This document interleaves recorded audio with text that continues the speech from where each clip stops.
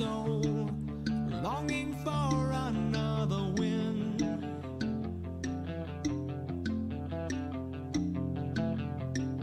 Lurching to the fray, weapon out and belly in. Warrior, struggling to remain consequential. Low, loud, bold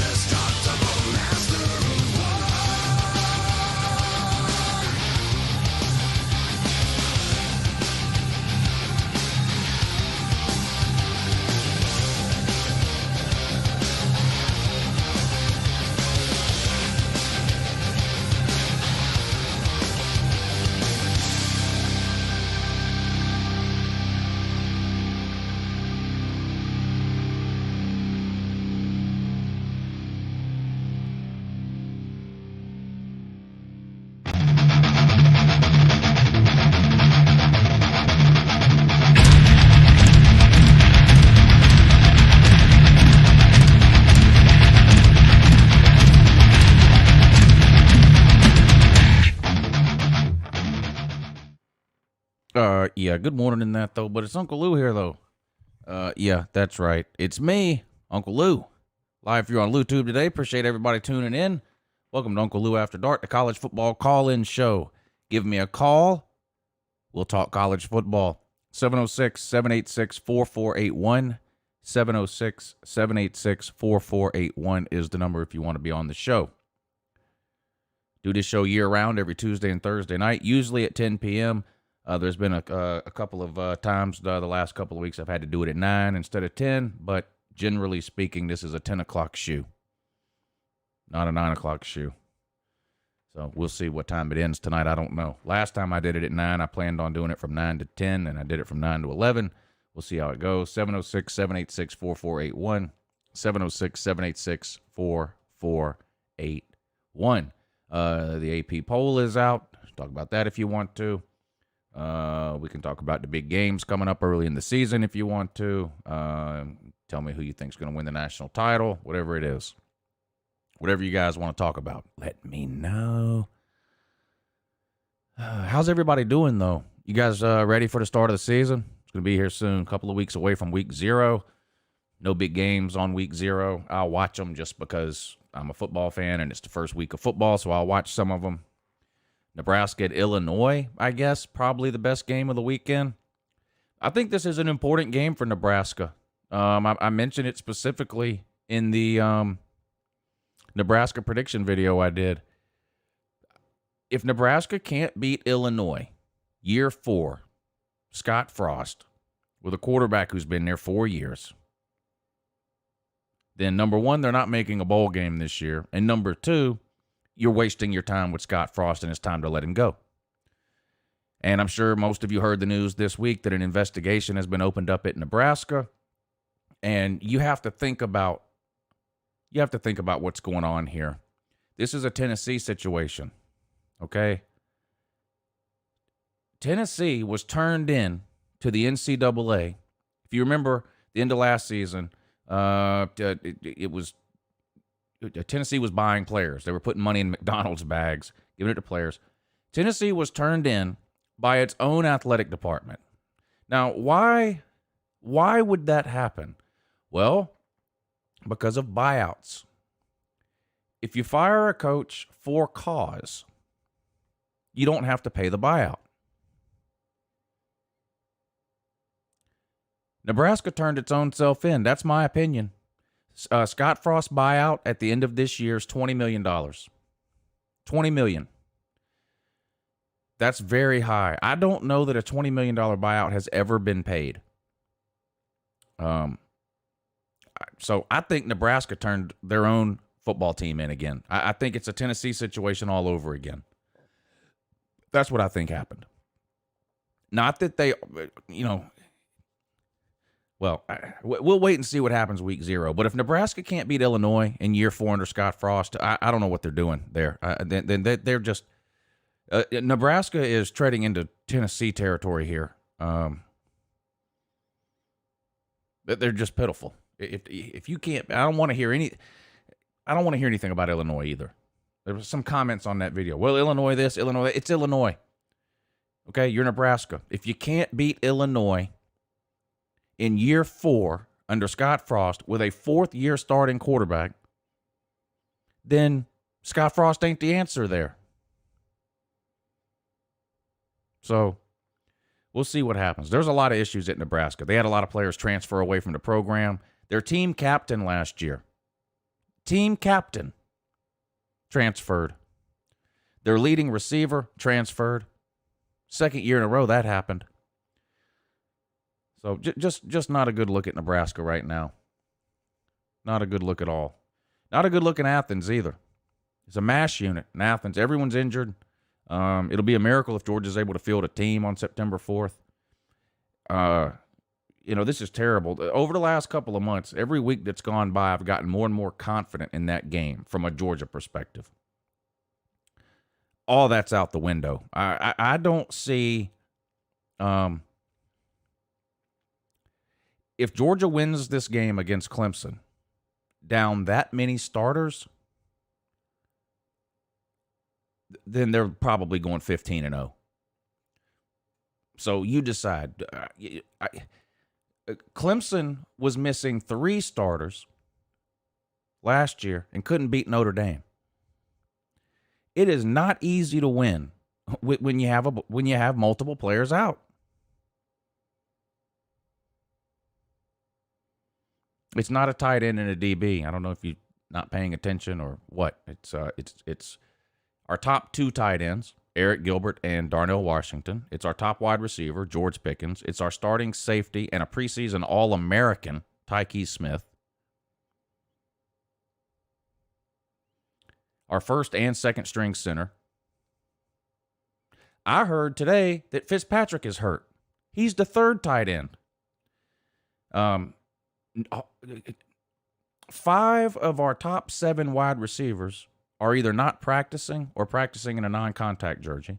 Dominic Blaylock hasn't been hit since December 2019. He sat out all of 2020. He got hurt in the SEC championship game in 2019. He sat out all of 2020. He's been in a non-contact jersey for the majority of fall camp. Hasn't been hit since 2019. If Georgia beats Clemson down this many players, then they're probably going to go 15-0 because, with the exception of George Pickens and maybe Arik Gilbert, we're wait and see. This guy's on a milk carton, this Arik Gilbert. With the exception of him, I don't know. We'll have to wait and see. The rest of those players will be back by week 3 probably. So, and some of these players, Kyrus Jackson is another one. Had his knee scoped in June. He's been in a non-contact jersey all of summer camp and all of fall camp until 2 days ago. And you got a lot of these players now that either aren't practicing or they're practicing in non-contact jerseys. Some of them may end up playing on September 4th, but there's a reason teams practice, and it's not because it's a waste of time or you don't need it. So I can't. But has the line? I can't believe if the line hasn't moved in this game, it would shock me. But I'm not nearly as confident as I was a week ago. I've never picked Georgia to go undefeated in the regular season. I was close to picking them to go undefeated this year because if the thing is, if you pick Georgia to beat Clemson, then you have to assume no one else on the schedule is beating them. And if they lose to Clemson in a close game, they're still going to be probably double-digit favorites in every other game they play. But I don't know. We'll see. I mean, it's not the end of the world. I mean, as long as Georgia doesn't get blown out by Clemson, then if they win the next 11 games, they'll be in the SEC title game and, with a chance to make it to college football playoffs. But it's just disappointing because this was such a huge game. And look, I don't want anybody from Clemson missing this game. When you have a big game like this, trash talk aside, you want the best players playing. If Georgia would have played Clemson sometime over the last couple of years, and for some reason Trevor Lawrence couldn't play, I wouldn't have wanted that. You want the best players playing. It's taking some steam out of it. We'll see what ends up happening over the next couple of weeks. I'm pretty sure Darnell Washington and Tyke Smith are not going to play. I'm sure George Pickens is not going to play, the best wide receiver on the team. I'm 90% sure Eric Gilbert's not going to play. Where is this guy? I mean, you're on a milk carton 2 weeks before the season starts. I don't see, and he just got here to start with. It's not like he's been on this team for a year, knows the playbook, and has chemistry with JT Daniels and all that. The guy just got here. So what do you do? I mean, what if Eric Gilbert shows up on campus 1 week before the game? I mean, he's missed so much practice now. Where is this guy? I don't know. So we'll see what happens, but it takes a little bit of steam out of it though. But if Georgia beats Clemson down these players, I don't see how you pick Georgia to lose another game the rest of the year once all those players come back. Yes, Burton is injured too. He'll play, but he's been in a non-contact jersey too. Marcus Rosemy St. Jack, great wide receiver. Hasn't played since the middle of the year last year because he broke his leg. So again, Georgia's got the deepest group of wide receivers, in my opinion, that they've ever had. But how many teams could lose that amount of players? And these Disney dog fans, they're just, it's never ending with this group of people here. I'm not lying to you here. Our entire first and second string could get abducted by aliens. And these Disney dogs would be all over the place talking about next man up. That's why we got depth. And then if you express any concern at all, like, man, this isn't good 2 weeks out to have all these players hurt. If you express any concern like that, you're a fake fan. You're being too negative. I'm just being real. Clemson couldn't beat Notre Dame with 3 players out. They got those 3 players back. They beat the bejesus out of them in the ACC title game. So I don't understand these people. We recruit really well, so losing 4 or 5 of your top players doesn't matter. Yeah, it matters. What's the worst year Alabama's had in the last few years? Can anyone tell me? What's the worst year Alabama's had in the last few years?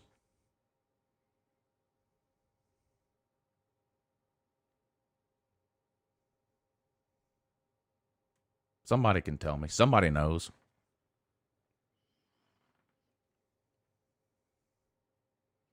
Thank you.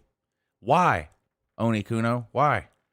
Because half their defense got hurt in the offseason and they were playing freshman inside linebackers and ended up going 10-2 and going to the Citrus Bowl. And Alabama recruits at a level that's never been seen before. This idea that if you recruit good, then that means your 4th string player is just as good as the 1st string is ridiculous. And even if the 3rd or 4th string player is really good, they're not getting any reps at practice with the first team until someone is injured. So I don't know if people don't understand football or they really just have their head stuck so high in the clouds that they truly and honestly believe some of this dumb shit that they say on a regular basis. Good morning. You're on with Uncle Lou.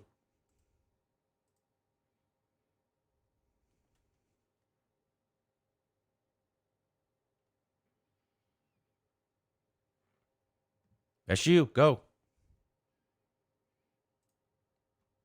All right. Maybe next time. I don't know. Not sure what's going on here. Good morning. You're on with Uncle Lou. Oh, what the hell?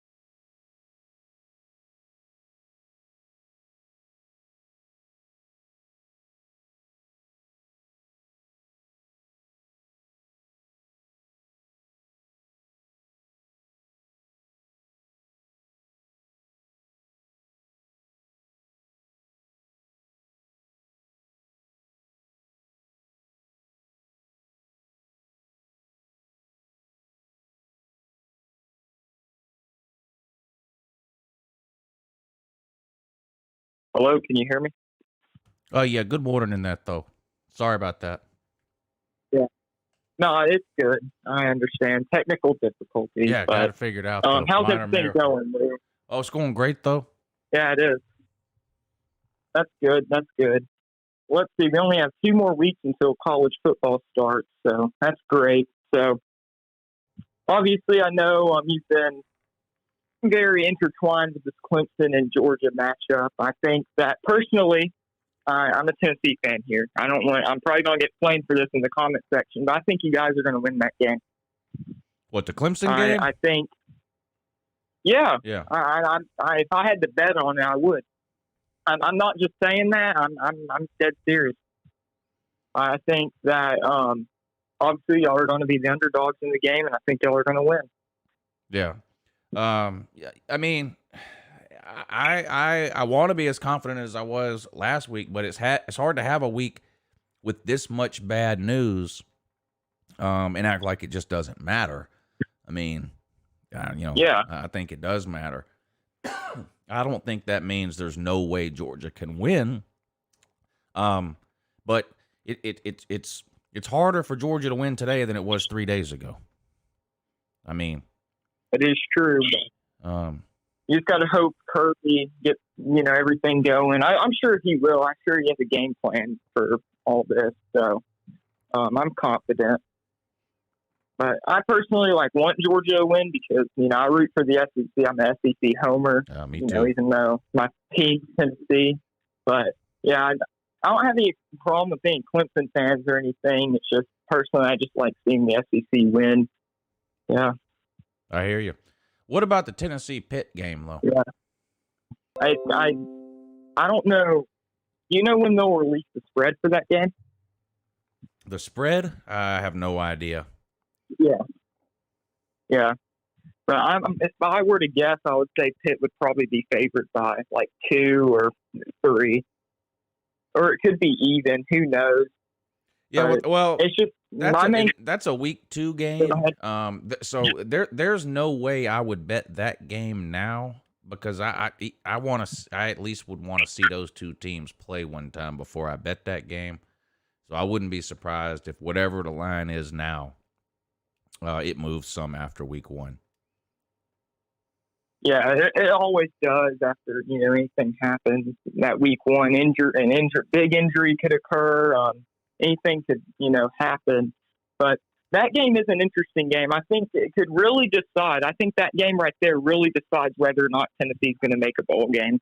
I agree. I think that I 100%. It. Yeah, I agree. I think it's possible they could get to a bowl game even by losing to Pitt, but they would have no room for error after that. They would have to beat every South Carolina and Vandy and Kentucky type team that they play. They would have to run the table. Pretty much. Yeah, pretty much. Because you have to assume. Yeah, if you're going to assume that Tennessee is going to beat Vandy and South Carolina, then you also have to assume that they're going to lose to Alabama, Georgia, and Florida. And then who is it that they play Ole Miss?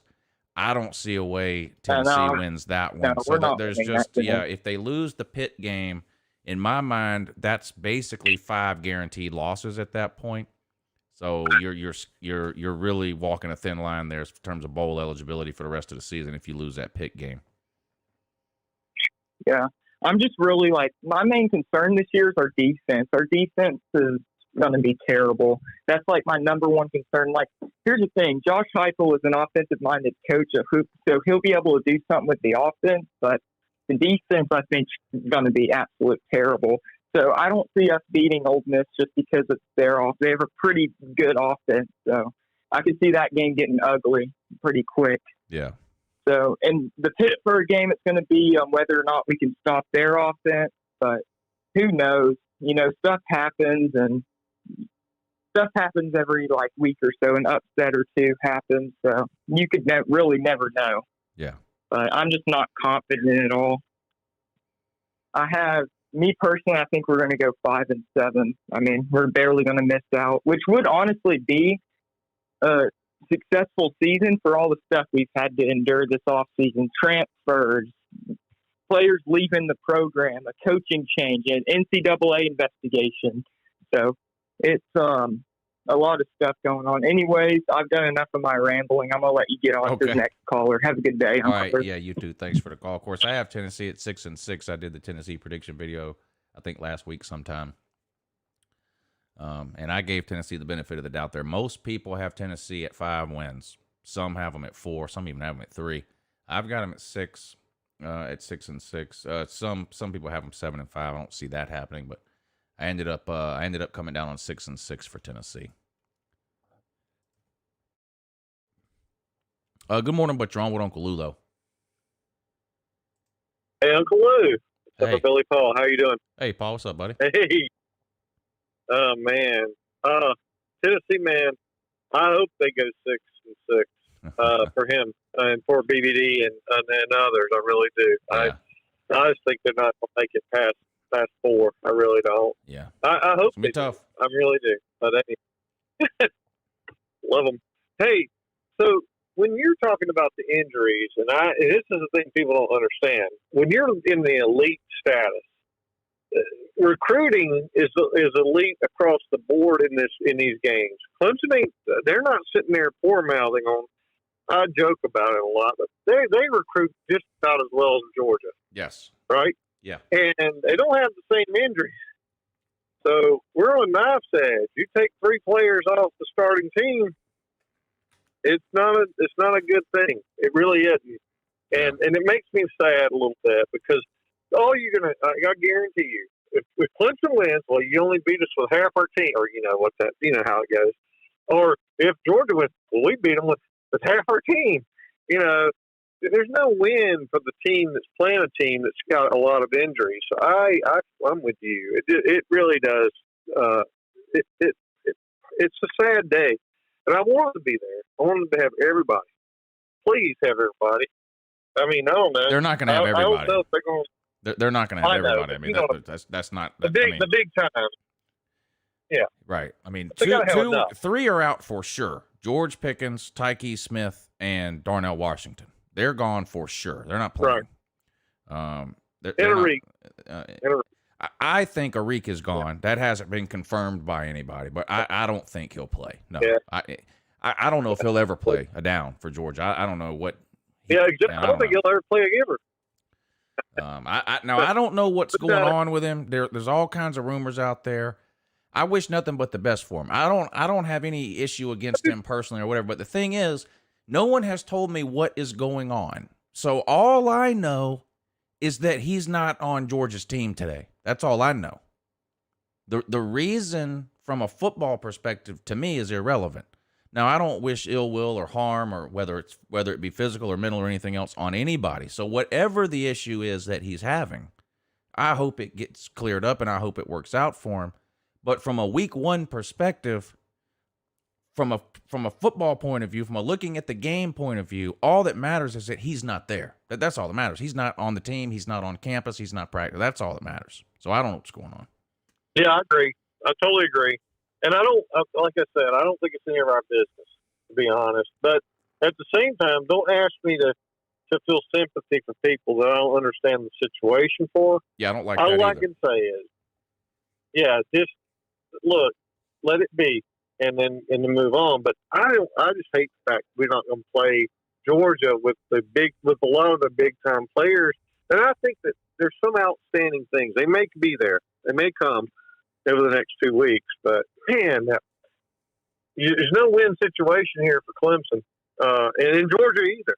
I mean, you can't do this. So it's a knife's edge, and I just wanted to second or at least bolster the point you're making. Just because you get 5-star recruits, well, all the other teams are going to play have 5-star recruits too, brother.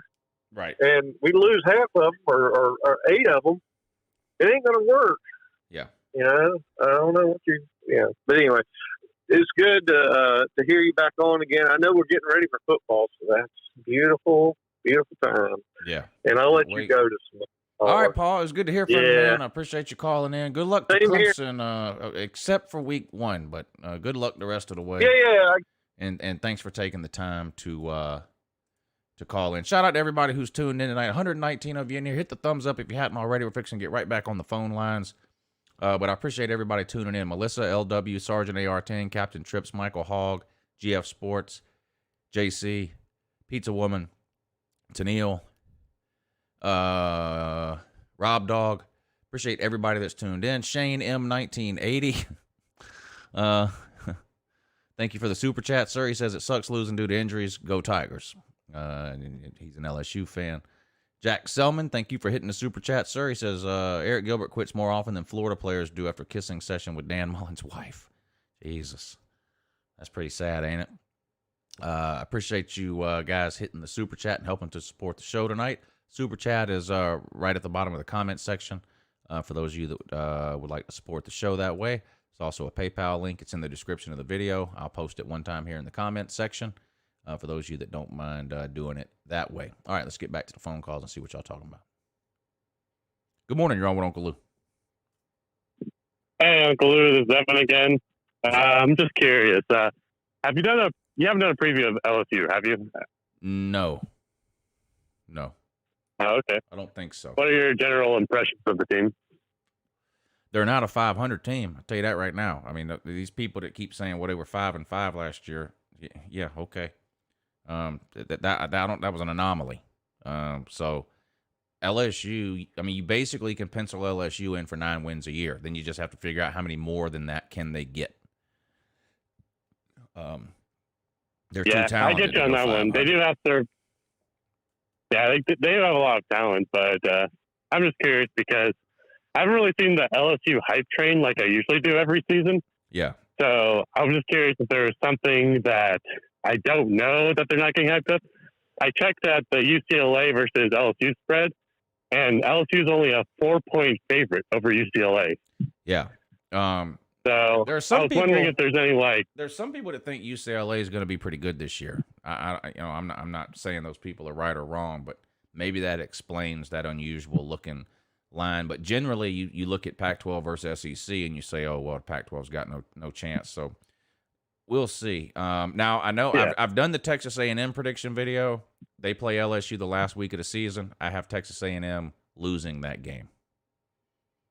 So maybe that puts LSU at 10 wins. I don't know. I haven't done the LSU prediction yet, but that's a game that some people think LSU will lose at the end of the year against Texas A&M. I have LSU winning that game, so we'll see. Yeah, I can't say I sort of agree with that pick. I just don't think LSU will have the offense that they're expecting to have from what I've seen from LSU fans. Yeah.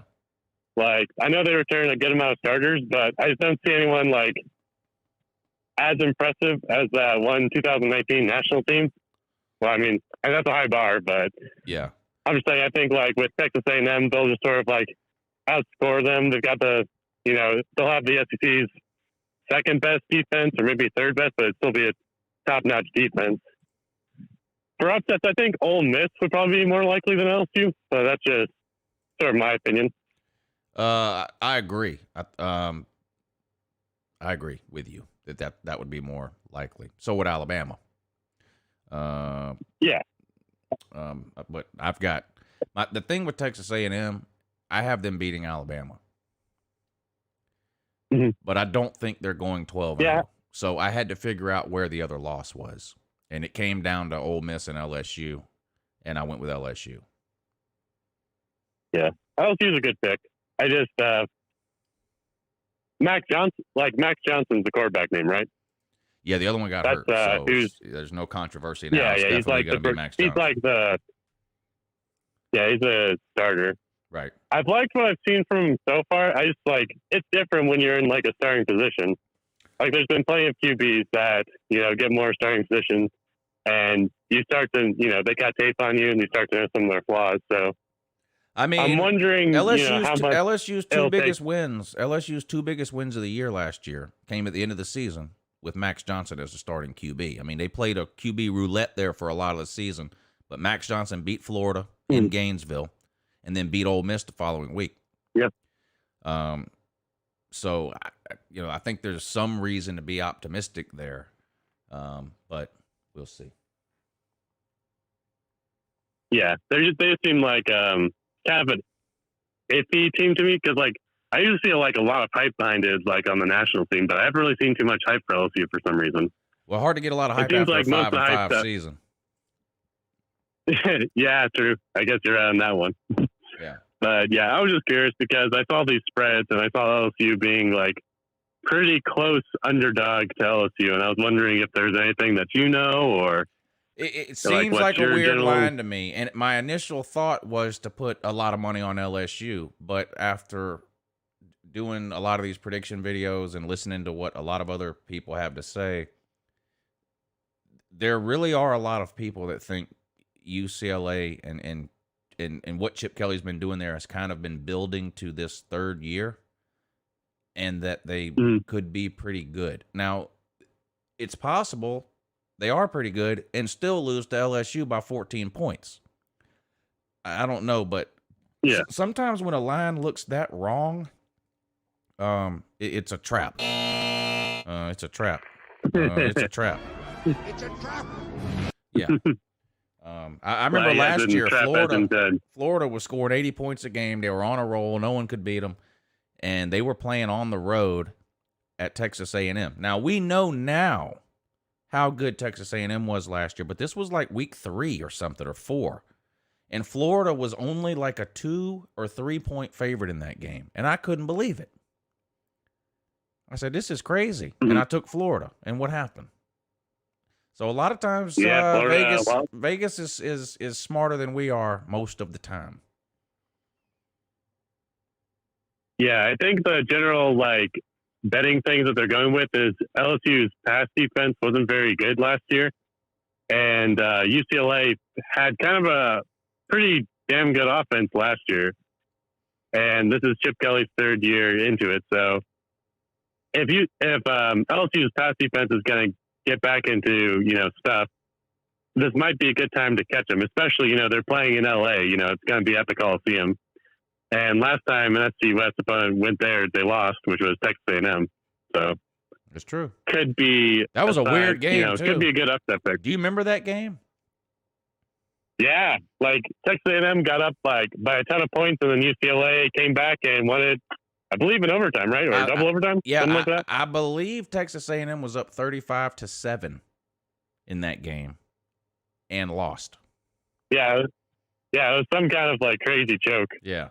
So I think people are sort of going for the sort of Coliseum. I've seen I'm up here in NorCal, so I've seen a lot of sort of hype in the California area when it comes to football lately. So could be a fun game to watch. Just one to keep an eye out for a potential upset. Yeah. But yeah, that's pretty much all I had to say. Okay. So. Well, hey, I appreciate you taking the time to call in, and hope to talk to you again soon. Thank you for the call.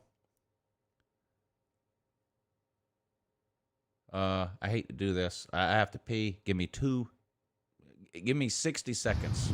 Tater man, does whatever the tater can. Runs down the hill, rubs his rock. The ukulele can suck my. Watch out, here comes the tater man. Yeah, good morning, and that is Uncle Lou here. Yeah, that's right. Yeah, it's me, Uncle Lou. And I'm live for you on LouTube today. Thanks for watching. I had to come up here to Charlotte, North Carolina, and get a first-hand view of the infamous Tater Massacre of September 4th, 2021. People will be reading about this in history books 5, 10, 15, 20, 100 years down the road, just like they read about the potato famine from Ireland or whatever else, whatever other crap people are reading about in history books these days. People will look back at the famous Tater Massacre of September 4th, 2021 at Bank of America Stadium. I made a video the other day. The video really wasn't even that bad. It was just about Dabo Swinney sticking his foot in his mouth yet again. I don't understand. I've never met anybody that loves the taste of their own foot as much as Dabo Swinney does. But it wasn't even that bad. It was just about something retarded he said again at a press conference, which he does that at every press conference he does. The guy's an idiot. He basically cries for a living. Kleenex is his sponsor. I don't understand it. I don't think anyone understands it. That's probably part. How y'all doing? You're good. Yeah, good morning in that. But anyway, the Tater Man is in the comment section crying like somebody killed their best pig. I can't figure it out. So I figured I'd come up here. Let's be honest. If I had to guess right now, 75% Georgia fans probably at the game. A lot of these taters aren't going. That's just a fact of the matter. But anyway, so I figured I'd come up here and let you guys get a look at the stadium. There it is right there. A lot of people are going to have their fake principles put to the test here in a couple of weeks on September 4th when they go to that Georgia-Clemson game. All these, if they're going to make me wear a mask, I just won't go. Well, we're going to find out in 2 weeks. We'll find out in 2 weeks how serious you were. Good morning, you're on with Uncle Lou. What's up, Lou? This is Clemson Tiger fan, man. Hey, what's up, buddy? Were they accusing What's up? How you you? been? Were they really accusing you of being Gamecock Steve? I have no idea what the heck he is, honestly. So, I kind of take offense to being. Yeah, being, trust me. I'm taking offense to that. Yeah, it's a I don't huge want to be insult. compared to a Gamecock. It's a huge insult, Right. believe me. I couldn't believe that. Yeah, I guess he was just jealous. Nah, but it is what it is. Nah, I'm just, I've kind of been spending my last 2 days kind of clowning on your Georgia fans. You know, you got two different ones. You got I'm about to jump off a cliff because of our injuries, and you got, I guess you call them the Disney dogs. So. Right. But I'll be straight up with you. You're about the only Georgia fan I respect. So. I mean, I'm somewhere in the middle, and let me just be clear with everybody that's listening. The week leading up to the Clemson game, I'm going to be on here every single day, including Friday, with the hype and hate video saying we're fixing to beat the hell out of Clemson, and they suck, and just like I do every week. And then if Georgia loses on Saturday, I will be on YouTube right after the game saying I was wrong, and I will not mention injuries a single time in that post-game video. I don't do that. Go back and watch any video I have ever made after Georgia loses. I don't make any excuses when Georgia loses. None. With that being said, in the weeks after that, if Georgia is down 3, 4, 5 players, whatever it is, and it's some kind of a close game, you have to just be an idiot not to at some point mention that down the road. I listened to Clemson fans. I listened to Clemson fans for 2 months last year tell me the only reason they lost on the road at Notre Dame is because they had players out with injury. And it turned out the Clemson fan was right. Because when Clemson played them again, fully healthy, they beat the hell out of them. So that proves two things. Injuries do matter. And Clemson was better than Notre Dame when fully healthy. I will say that I definitely agree with you at the same time. I think it is a little different in this circumstance because Georgia's 20 times better than Notre Dame. If you're fully healthy, it's 100% going to be a one-possession game. Wait a Even if you're not fully 20 healthy, times better than Notre Dame? Notre Dame was a playoff team. You know what I'm saying. Maybe I agree. I might agree with you that this year's Georgia team is better than last year's Notre Dame team. But Notre Dame was a good team last year. They were. There was some hyperbole. They had a veteran QB, which always helps. They always have a good offensive line. They had a great running game, and they played good enough defense, particularly at the end of that game, to hang on to win. You know, I mean, they gave up a ton of yards to the ukulele. They gave a ton of yards to the ukulele, but lots of great defenses give up lots of yards and points to great offenses. This is just the age of college football that we're in. So I think Notre Dame was a good team last year. I think they were, but I think you understood what I was saying. Yeah, I get it. Yeah, it's fun to make fun of Notre Dame. Believe me, I'm in the front of that line. Yeah, but I mean, it really sucks because it was really interesting because, like, if you look at this, we were very, very similar teams. We had pretty much similar strengths. I mean, there was, of course, you can go tit for tat, who has a better QB, who has a better running back. And I think, like, if you stack them up, we'd probably have even strengths and weaknesses. You know what I'm saying? Like, y'all got the better O-line. Defensive line's pretty even. You can go either way, whether you're a Georgia fan, you watch more Georgia, or you're a Clemson fan, you watch more Clemson, you know. So that's what sucks about it. So it's just going to – it takes a little bit of it away, the hype away, kind of, sort of. But I mean, See, hopefully y'all can because get some I'm a healthy people Georgia back. fan, if I mention anything about injuries, then I'm just making excuses. But I've got 6 years worth of Yeah. video evidence on YouTube. If I'm watching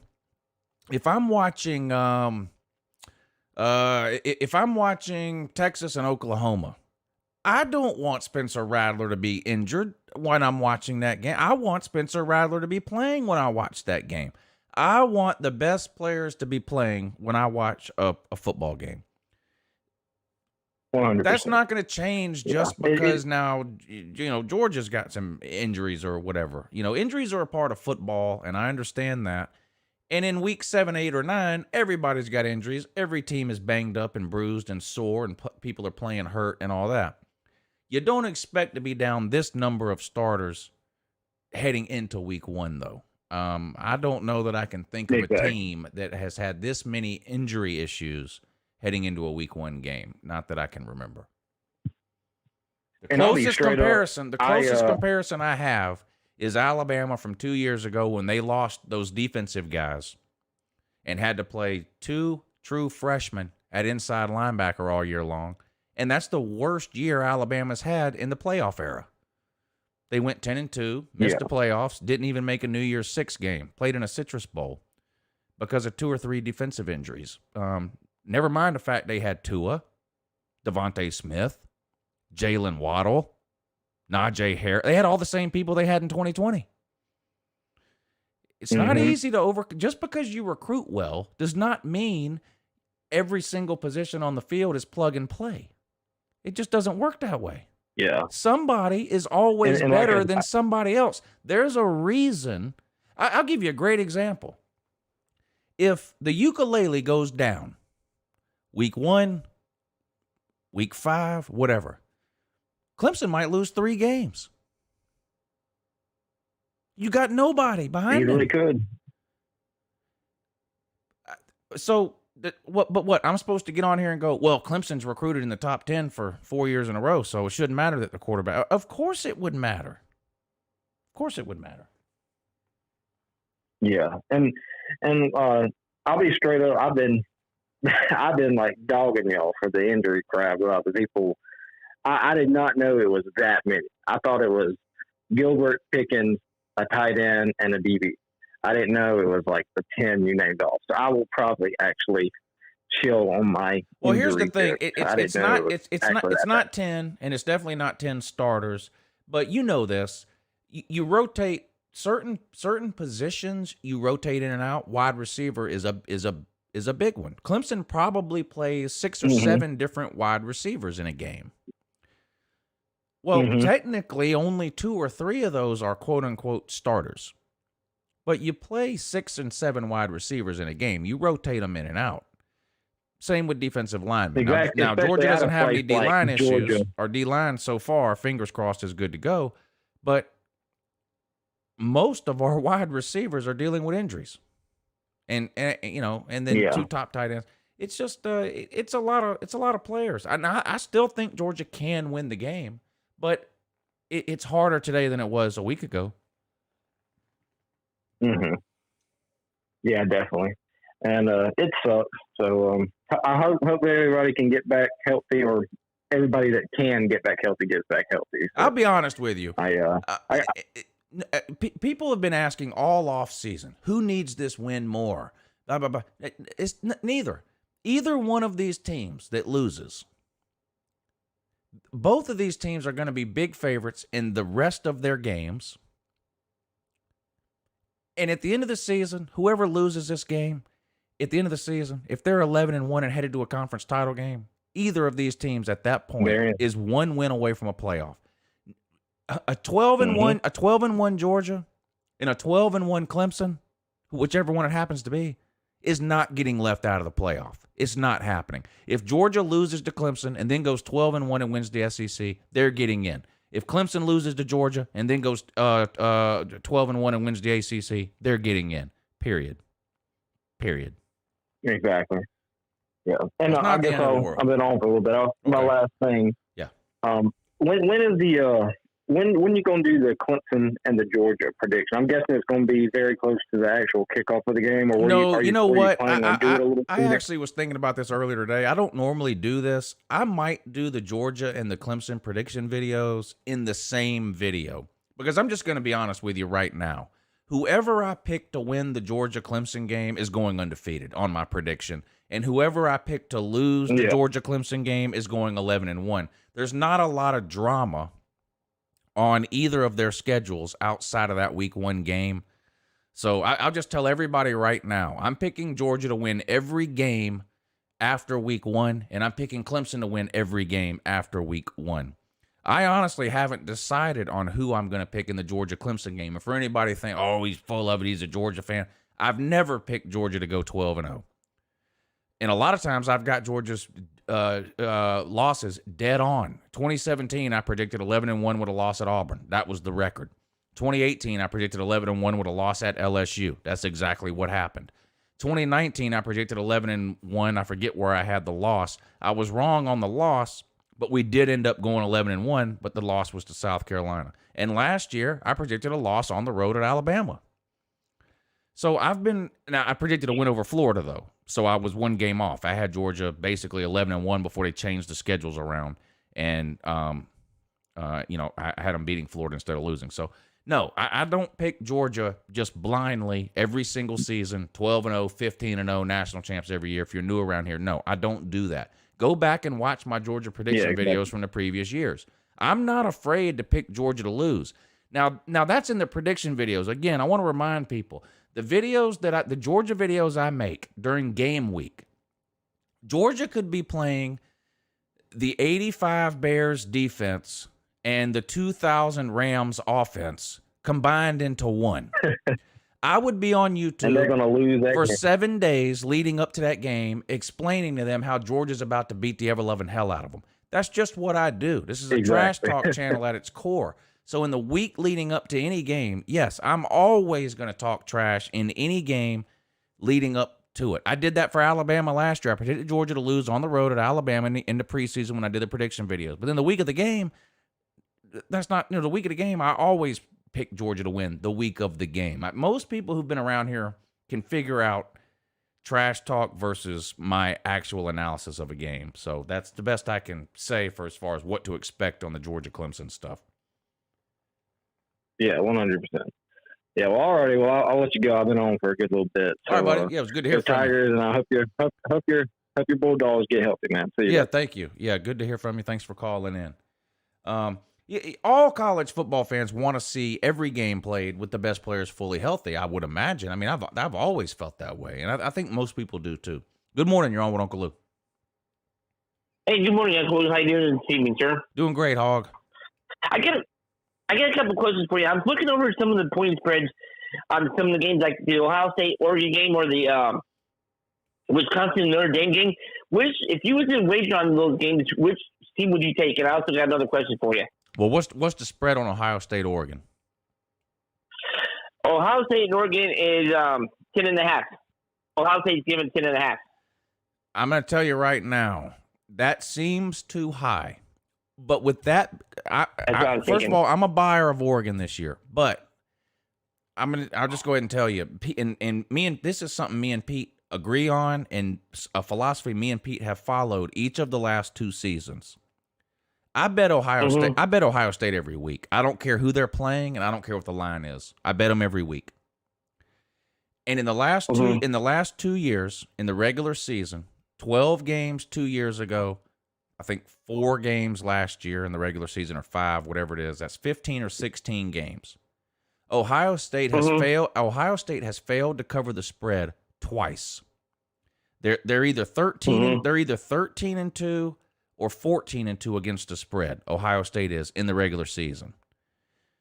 So I might be wrong. If I'm going to take Ohio State whatever the spread is against Oregon, and I might be wrong, but it won't bother me at all because all I'm going to do is turn around the next week and bet Ohio State again and again and again and again and again, and I'm going to make a lot of money betting on Ohio State to cover the spread.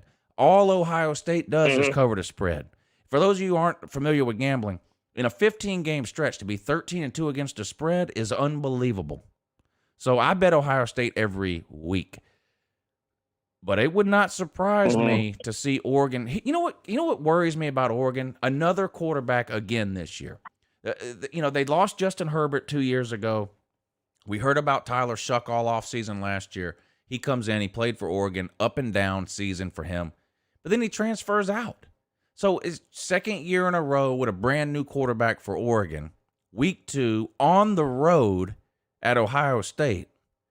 That's a tall order.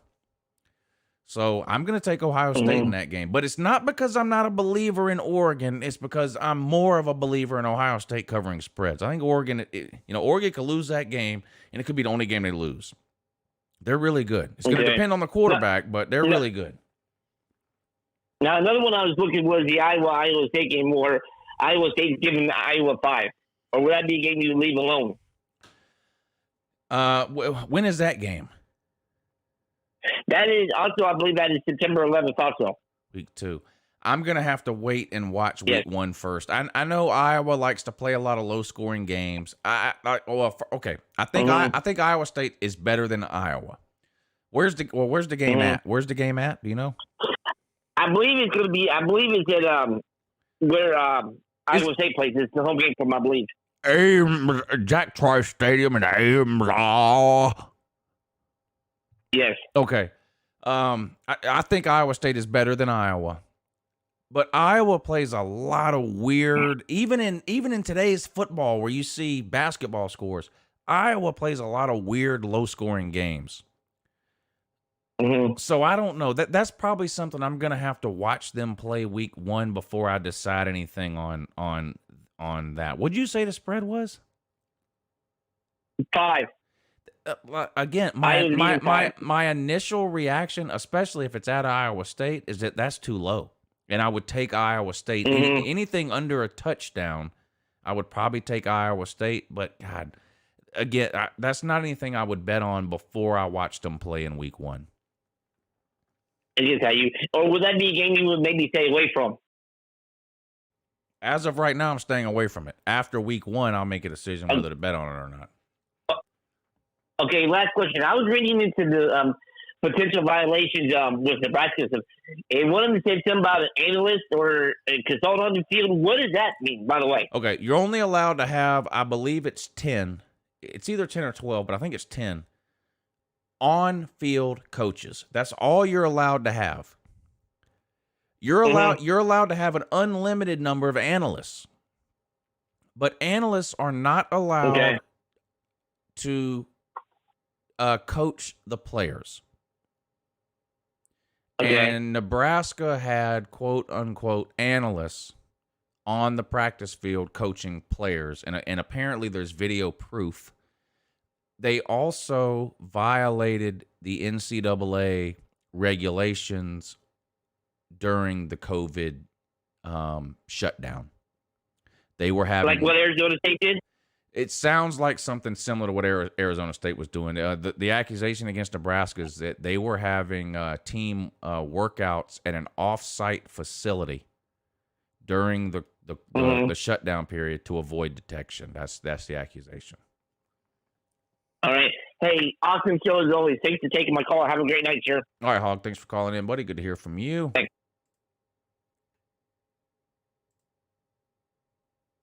Good morning, but you're on with Uncle Lou, though, and also in addition to that as well.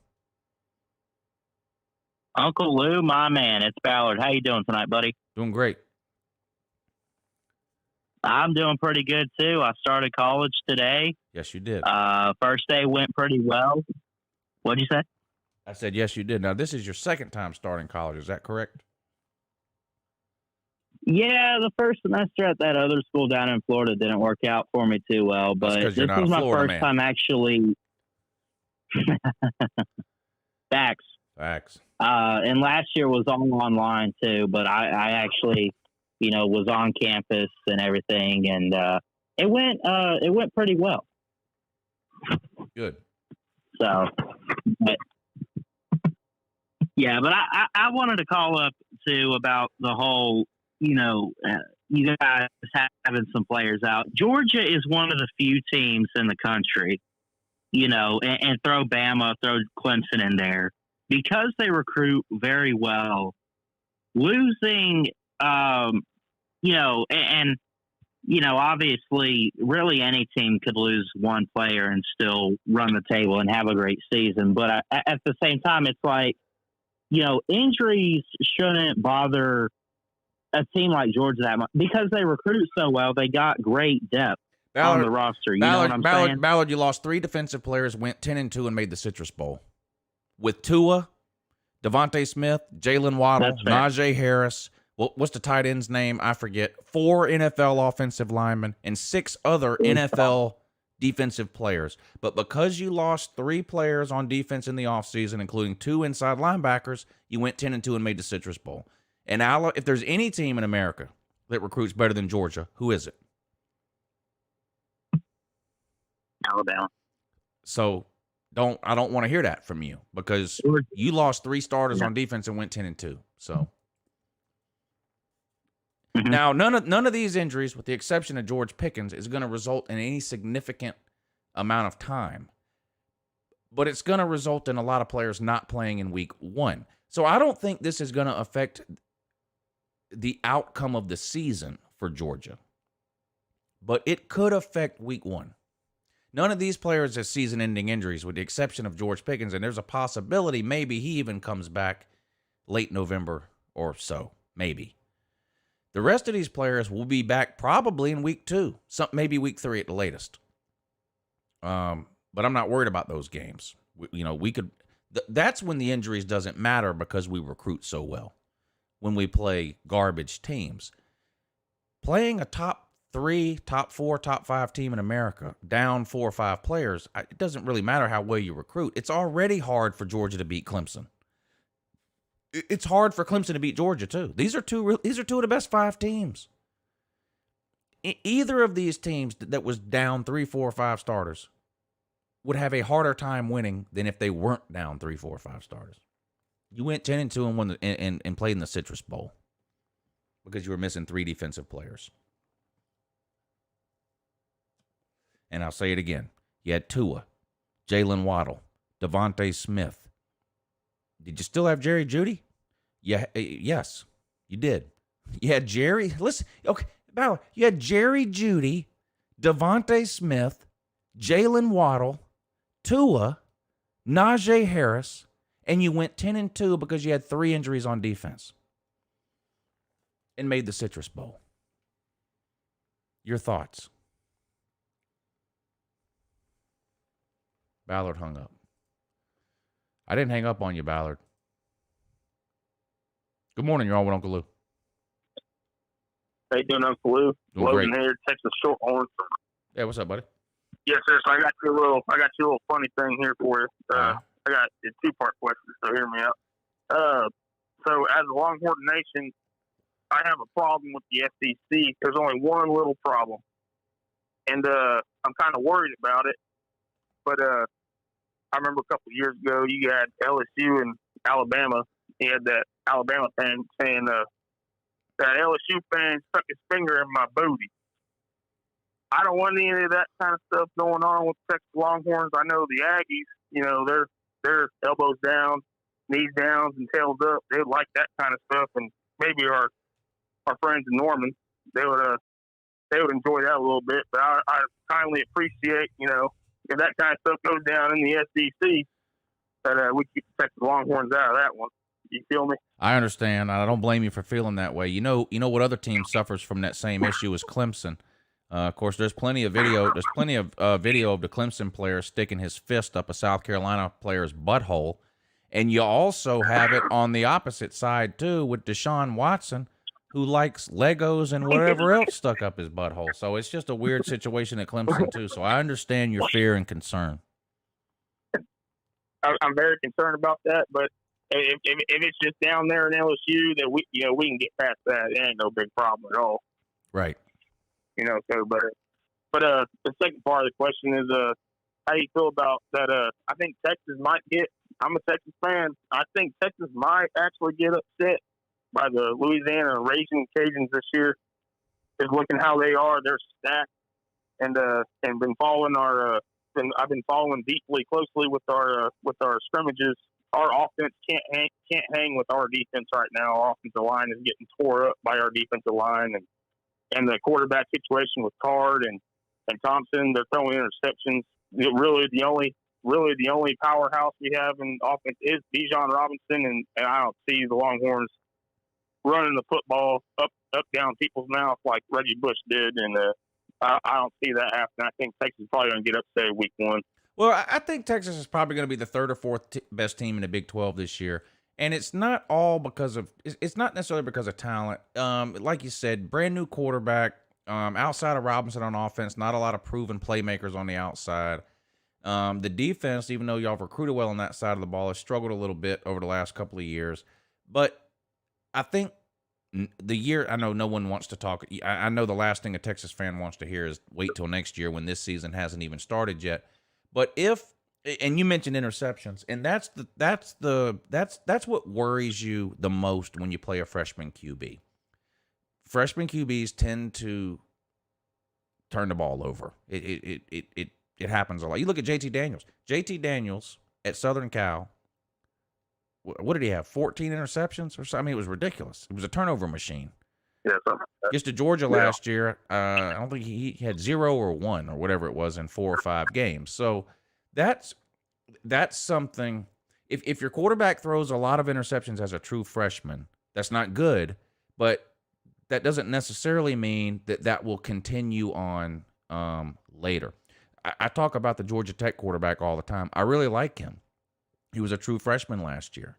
He turned the ball over way too much. And Georgia Tech's not nearly talented enough to overcome 2 and 3 turnovers in a game. There's not.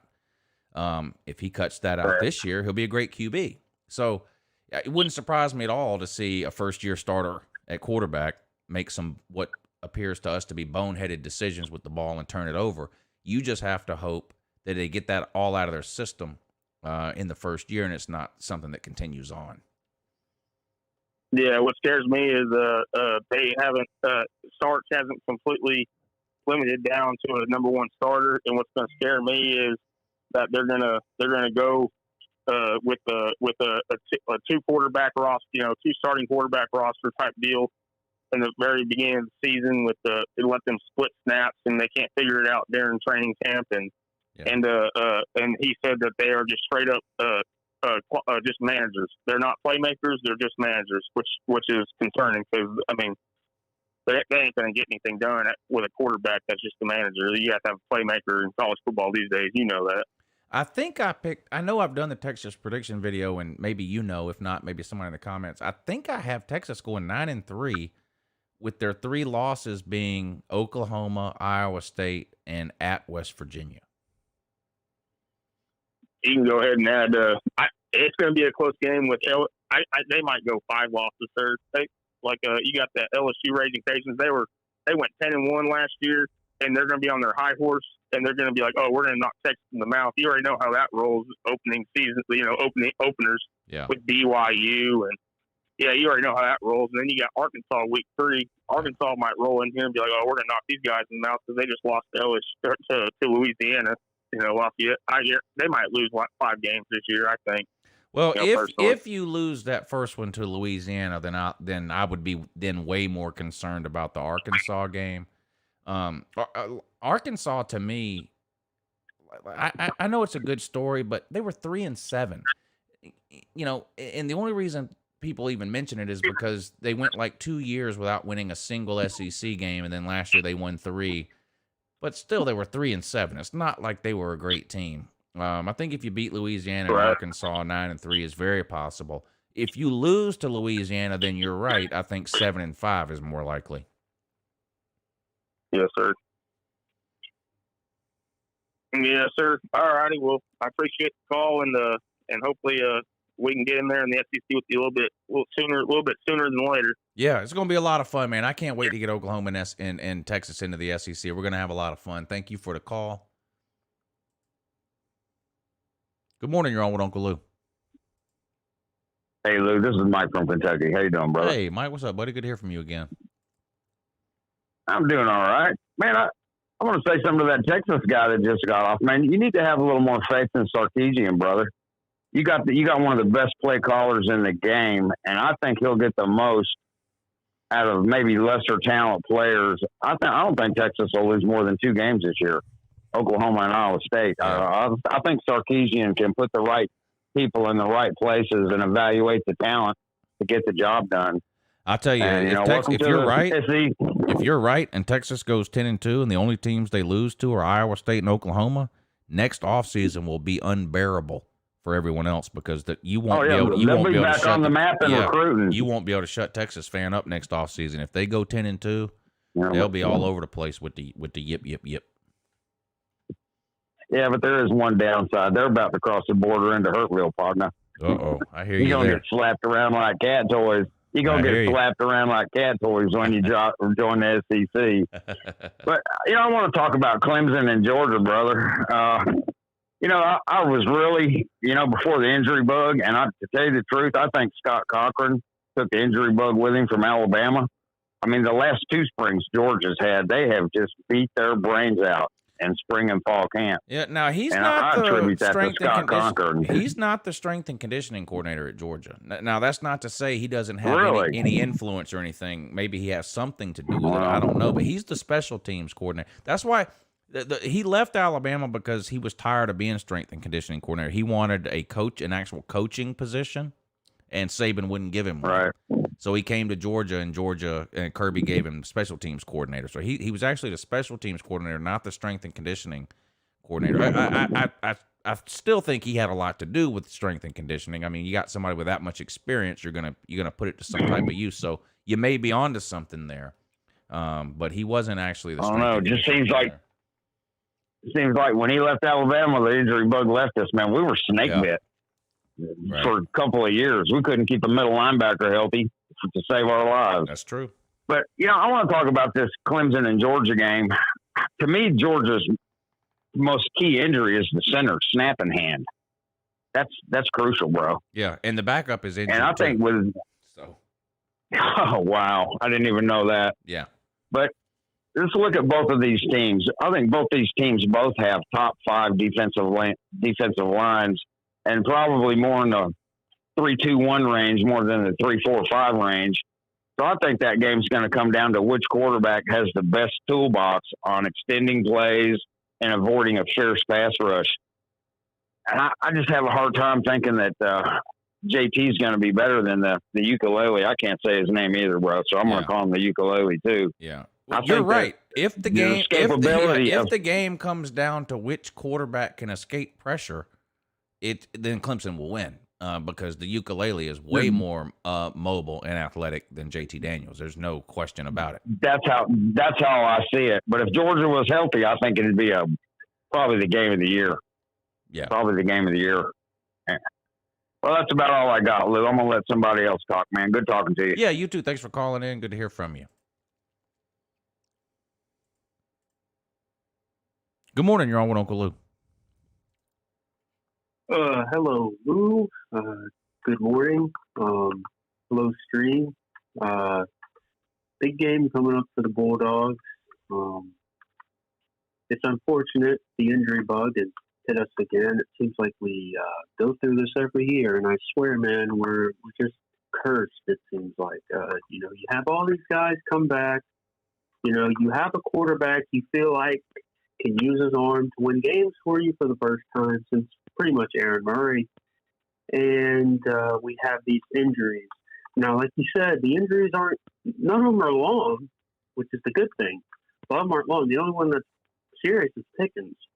Right. But the problem is look who we play week 1. Yes. If we were playing like Bowling Green week 1, I'd be like, oh, okay, whatever. But this game, I get the idea of who cares? Like, it doesn't matter really who wins this game because either team's probably going to win the rest of their games. I just think Georgia needs this. I don't know what it is. I know I'm a Georgia fan, but I just think Georgia needs a win like this. Georgia's got huge expectations this year, man. We have them every year, I know. We say the same thing. But, man, this year to finally have a quarterback and just as deep as we are, I just feel like we got to win this game. I really do. It would definitely be a huge. momentum and morale boost. And I know that the sort of perception out there is that Georgia can't win the big game. Well, who has the big game been against? National champion Alabama and national champion LSU. That's what's being held against Georgia. Not being able to beat 15-0 teams. Yeah. Well, in each of those years that we lost to those teams, so did other really, really good teams. You know, I still think the SEC title game is a big game, and Kirby has won one. I think a playoff game is a big game. And how many coaches in America, how many coaches alive have won a playoff game? It's less than 10. Yeah, So, you know, the idea. Now, I would have understood the whole Georgia couldn't win big games in the Mark Richt era, but I mean, Georgia has won big games. They have. Now they've come on the short end of some that they should have won. But listen, I hate losing to Alabama, and I want to beat them at some point. Like, they're getting pretty tired of it. But there's really no shame in losing to them. I want to beat them, of course, but the fact that people get on to us like, 1980 and you can't win the big game. Most of these people who say this, they can't even get in big games. They can't even get it. Well, and here's a good example in the comment section. Shane says Georgia also got blasted by LSU in 2018. That was a regular season game. So people point to that game and go, see, Georgia can't win a big game. But also in 2018 and again in 2019, Georgia beat in the regular season a top 10 Florida team. Georgia has beat Auburn in the regular season when they're ranked in the top 10 multiple times. So when Georgia loses a regular season game against a good team like LSU, people go, see, Georgia and Kirby can't win the big game. But when Georgia and Kirby beat a top 10 team in the regular season, they go, well, that wasn't a big game. Well, you can't have it both ways. If losing to LSU during the season was a big game, then beating a top 10 Florida 2 years in a row and a top 10 Auburn multiple times is also a big game. Yeah. People still clown Auburn to this day for losing to Central Florida. We didn't lose to Cincinnati. Yeah. And I've said this before, and I'm going to say this again. Cincinnati is the best defense Georgia played last year. Period. Yeah. Period. They're legit. Now, Alabama might have been a better defense at the end of the year than Cincinnati was, but we played Alabama early in the season when they were having defensive issues. They had already given up 40-something points to Ole Miss. We lit them up in the first half. Halftime of the Georgia-Alabama game was the turning point for the Alabama defense. I don't know what happened, but if you go back and rewatch the entire Alabama season last year from game 1 to the national title game, you will see a huge change in Alabama's defense at halftime of the Georgia game. So that's not an insult against Alabama, but when we played Alabama, they weren't at their peak yet defensively. Cincinnati was the best defensive team we played, and we beat them. So I don't give a shit what people clown about it being Cincinnati. Whatever. Cincinnati was a legitimate top 10 team. And Daniels went for 300 yards, and people thought he didn't play that well. So, but man, it's just going back to the point. It's just got to be so frustrating, man. It's like we're just snake bitten with this.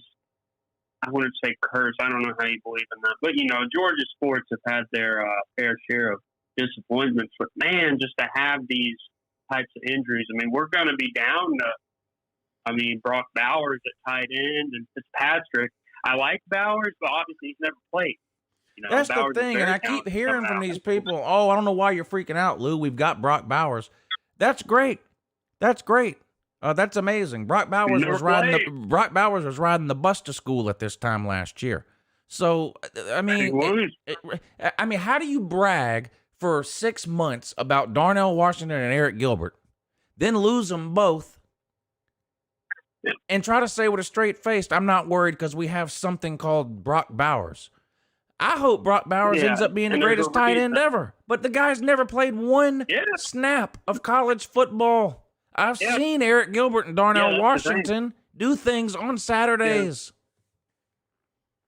Yeah, I mean, I would legitimately rather see Fitzpatrick just because he's played in games. And now he's not as talented. He doesn't have as high of a ceiling as Bowers. But man, throwing Bowers into a game like I'll that, give Fitzpatrick this. He might be the best blocking tight end on the team. So that's great for the running game. Yeah. That's great for the running game. But he doesn't give you near the upside of a Darnell or an Eric Gilbert. No, absolutely not. Just I still think Georgia. Now, obviously, like you said, I mean, I felt better a week or two ago than I do now. But Georgia can still win this game. I think Clemson has some. I mean, obviously, of course, they're talented. They're a great team, but they have some weaknesses too. I think we could exploit.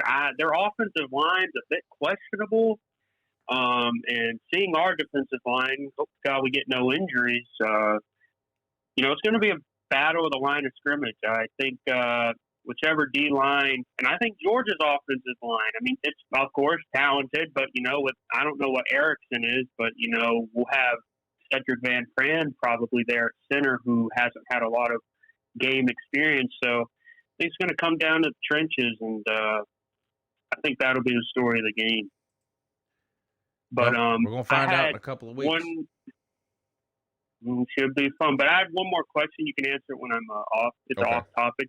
Did you see that new Suicide Squad movie? It was very enjoyable. Have a good morning. Okay, yeah, thank you. No, and I had plans to watch it this past weekend. Some of you may know I was in Atlanta.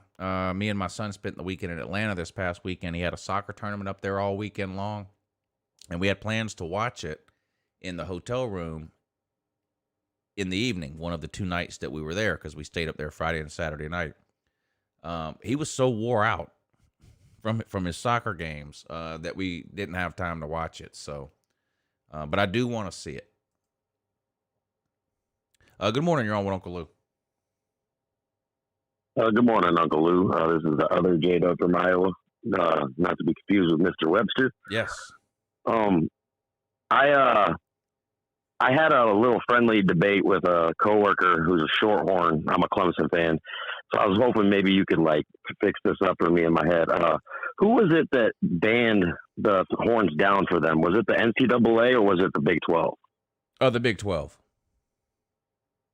So he seems to have this sneaking suspicion that the fucking SEC will do the same thing, and I told him he was out of his mind. Yeah, it's not going to happen.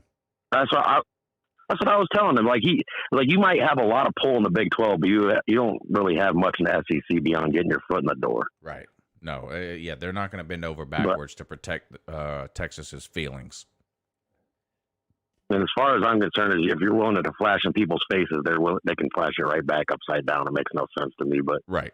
Anyway, thanks for clearing that up. I was like everyone else really looking forward to that week 1 game. It really sucks with all the injuries you guys have and everything. I wish nothing but health to you guys, because like you said, man, we want to see the best people go at it. I also agree, like you said, both teams are going to be fine either way after it. I think the biggest matchups, like the other guy said that was on just now, he said, our offensive line versus your D line is going to be crazy to watch. Hopefully the ukulele can run around and do whatever. But I'm really kind of excited to see our wide receivers against your corners too, because I think that's going to be an interesting matchup with just the turnover and change that you guys had back in the back end. Yeah, you guys have an advantage there, no doubt about it. If Georgia can't get to the ukulele up front, that's bad for Georgia. I think Georgia's wide receivers, in general, overall, over the course of the game, will get the better of Georgia's DBs. What could neutralize that, and this is the weakness of Clemson's team, not that it's a weakness, maybe say it's the least strongest, is the offensive line. Exactly. If Georgia can keep pressure on the ukulele, that will help the DBs a lot. If Georgia can't get pressure on the ukulele, he'll throw for 350 and Clemson will win. Yeah, I absolutely agree. I just feel really bad about you guys. I wouldn't go as far as to say it's a curse or anything. It just seems misfortunate. It seems like you do at least have one of these, either injuries or off the field things, like every single preseason. I've actually been excited for you and your Georgia fans this year, just because all you've been through and like how much it seems like you finally got the quarterback shit right for once ever going into the season. There's no question. And then all the wide receivers go down. It is, man. Yeah, it's like you finally got the fucking quarterback. Like, because there's so many years there's arguments about who's going to start or who's going to play at quarterback and all this, and everything else was in line. And now you get that right, and the other fucking shit's out. It's not right, man. Like, and I'm an ACC guy, of course, because I'm a Clemson fan, but I respect the SEC and what you guys have over there by far and what you're building. And I would really love to see you guys like outright take it for once. You know, I think I agree with you. Like Alabama's going to have a down year. I have them losing to A&M and possibly Ole Miss, but that's just me. I don't know. Like, I just think the things they've lost and everything's going to hurt them a little more than they think. I know they recruit as well as anybody and all that, but I thought this was like a real good year to do it. I still think you can. I mean, you come out and make that statement when week one, or even if you're down people or not, and it's a close game, I think that's still good for you guys and everything. I definitely don't think it's a make or break for the season. And that kind of brings me into my final point. Cause I kind of got into it with someone the other day about this too. I said, no matter who loses that week one game, I don't think they're going to be part of your season is over video. Am I wrong about that? Or well, I always your season is over video. The teams that are in that, it's never meant literally that season is actually over. It's more of a it's hyperbole. It's just some people like Sports Center at the end of the day, right, on Saturday, they show all the highlights and talk about the teams that won. I come on Sunday and talk about the teams that lost, and I just call it the your season is over video. That's not really the it's not really the case. Clearly, whoever loses this game, their season is not over. Whether it be Clemson or Georgia. If Clemson or Georgia are in the season 12-1 with a conference title, they're going to the playoff. Period. Yeah. But yes, they will be on there. Whoever I was loses, wrong about that. Then actually, because I was looking forward to that you would actually have them in there, but I wasn't sure if it would actually happen. No, they'll be on there for sure. Fun to watch either way. Yeah. Cool. All right, buddy. Well, hey, thank you and everyone else in the chat have a good night. All right, buddy. Yep. Thanks for calling in. I'm gonna have to go ahead and end the show. I have to get out of here. That's why I ended it. That's why I started the show at 9 today. So I apologize to the people that are on hold. I really can't go any longer. I needed to end the show at 10, and it's 10:30. I'll be back on next Tuesday night to do it again. So if you're unable to get through today, then I hope to hear from you next Tuesday. Vadrigar, yes, I did get that, and thank you for supporting the show through the PayPal, sir. I really appreciate that. That means a lot. Very, very generous of you, sir. Thank you. He says, good morning. Good morning to you, and thank you for supporting the show. Shane says, OU fans tried to castrate a Texas fan. Not sure if that's true. Of course, Bevo was castrated, but he's not a Texas fan. He's the Texas mascot. Saturday Castaway, thank you for the super chat. He says, good morning, go Dogs. Can't wait for Hype and Hate. Yeah, me too. Me too. The Friday before the game, Friday, all during the season, every Friday before the Georgia game, UNCLELOU's Hype and Hate video. You don't want to miss it. All right, I got to get out of here. I love all of you guys. Thank you for tuning in tonight. I hope to see you all back here next Tuesday when we do it all over again. Have a good morning.